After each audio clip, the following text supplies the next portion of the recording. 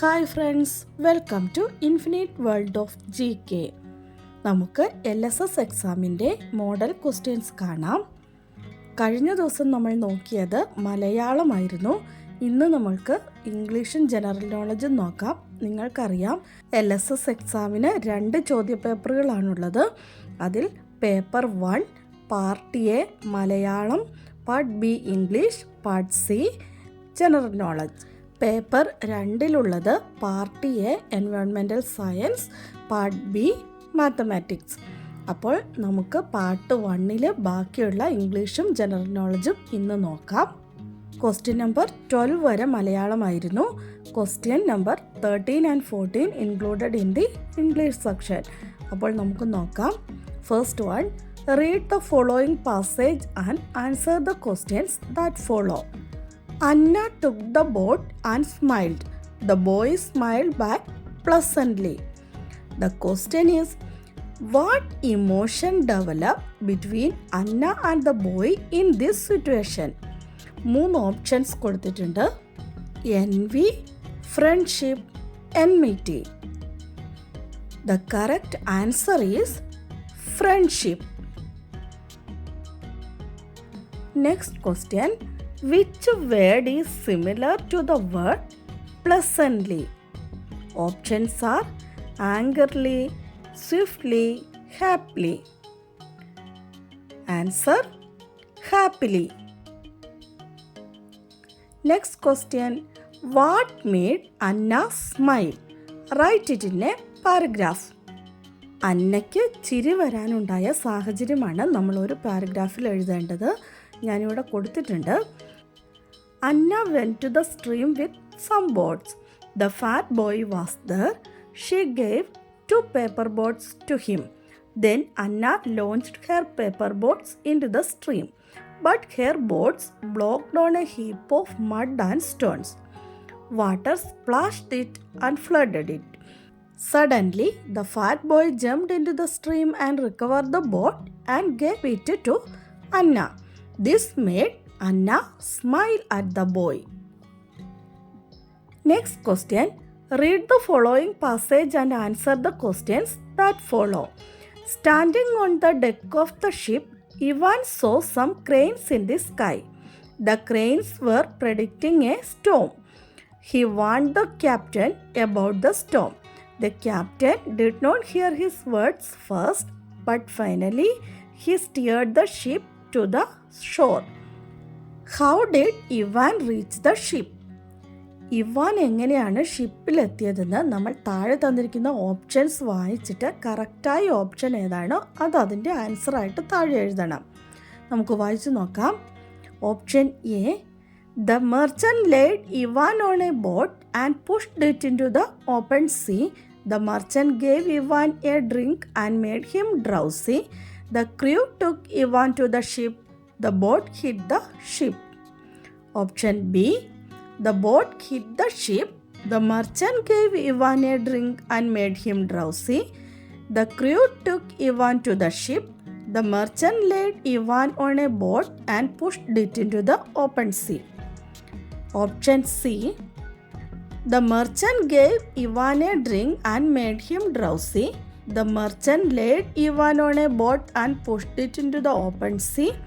The boat hit the ship. The crew took Ivan to the ship.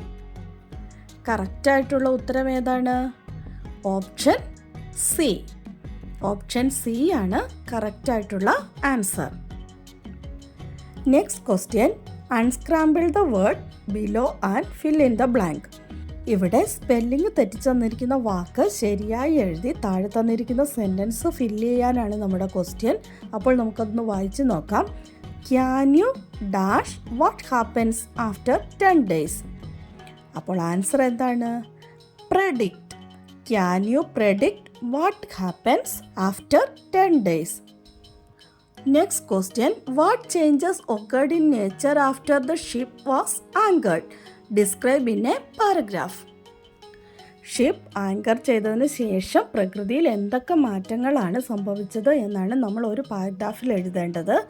നമുക്ക് നോക്കാം. The captain steered the ship to the shore and anchored it. Within a short time, a storm broke out. Huge waves rose up to the sky. The wind roared. They saw huge waves breaking many ships sailing in the sea. These are the changes occurred in the nature after the ship was anchored.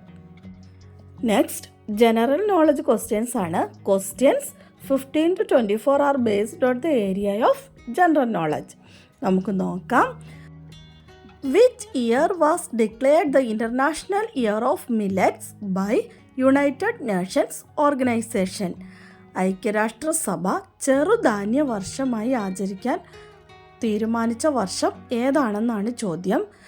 2022, 2023, 2021, 2024. ഇതിലേതാണ് കറക്റ്റായിട്ടുള്ള answer? 2023. ഇതിൻ്റെ കൂടെ തന്നെ 2024 എന്ത് ഇയറായിട്ട് ആചരിക്കാനാണ് United Nations പറഞ്ഞിരിക്കുന്നതെന്ന് കൂടി ഓർത്തു വയ്ക്കുക. International year of camelids, അന്താരാഷ്ട്ര ഒട്ടകവർഷം. Next question. Who is the female playback singer conferred with the Padma Bhushan Award for 2023? Padma Bhushan award നേടിയ playback singer, female playback singer ആരാണ്? Vani Jayaram. Answer Vani Jayaram. Which of the following is an incorrect pair? താഴെ കൊടുത്തിരിക്കുന്നവയിൽ തെറ്റായിട്ടുള്ള pair ഏതാണെന്ന് കണ്ടുപിടിക്കുക. Option A Uttar Pradesh Joshimath, B Karnataka Mysore, C Keralam Brahmapuram, D Tamil Nadu Ooty. ഏതാണ് തെറ്റായിട്ടുള്ളത്?